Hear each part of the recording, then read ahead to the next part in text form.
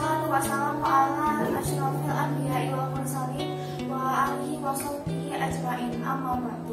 Para pemirsa yang dirahmati Allah, ada hadis yang menerangkan tentang manusia yang mendapatkan naungan Allah pada hari kiamat, yaitu dari Abu Hurairah radhiyallahu anhu. Nabi Muhammad SAW bersabda, ada 7 golongan orang yang dinaungi Allah dalam namanya pada hari di mana tidak ada naungan kecuali namanya. Golongan pertama yang akan mendapatkan naungan Allah pada hari kiamat yaitu para pemimpin yang adil. Para pemimpin yang adil yaitu para pemimpin yang bersikap adil, menjalankan amanah dengan baik, tidak meremehkan, dan tidak tergiur oleh harta dunia dan kesenangan duniawi. Itulah para pemimpin yang akan mendapatkan naungan Allah di hari kiamat. Golongan kedua yang akan mendapat naungan Allah di hari kiamat yaitu para pemuda yang tumbuh dalam ketaatan pada Allah. Para pemuda yang dimaksud adalah pemuda yang rajin beribadah dalam masjid dan pemuda yang berakhlak mulia kepada orang tua. Para pemuda seperti ini akan mendapat naungan Allah di hari kiamat. Namun sayangnya saat ini para pemuda suka berfoya-foya dan bersenang-senang. Pantas saja Nabi Muhammad memasukkan para pemuda yang rajin beribadah ke dalam golongan yang mendapatkan naungan Allah di hari kiamat. Golongan ketiga yang akan mendapatkan naungan Allah adalah orang yang harinya terkait dengan masjid.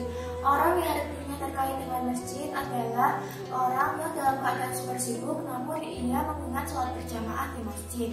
Sopir kendaraan memarkirkan kendaraannya setelah ia mendengar azan lalu ia bergegas ke masjid. Pegawai kantoran bergegas ke masjid setelah ia mendengar hayya 'alas sholat, hayya 'alas sholat. Itulah contoh orang yang harinya terkait dengan masjid. Golongan keempat adalah kedua orang yang saling mencintai di jalan Allah. Mereka bertemu karenanya dan berpisah karenanya.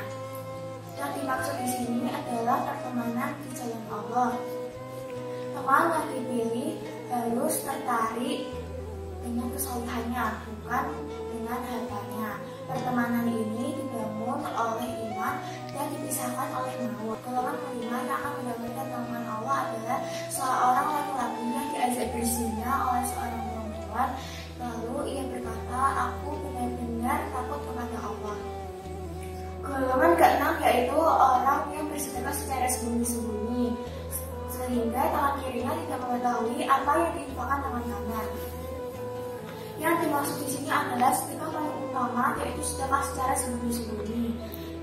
Yang diibaratkan Nabi Muhammad yaitu tangan kiri tidak mengetahui apa yang diinfakkan tangan kanan.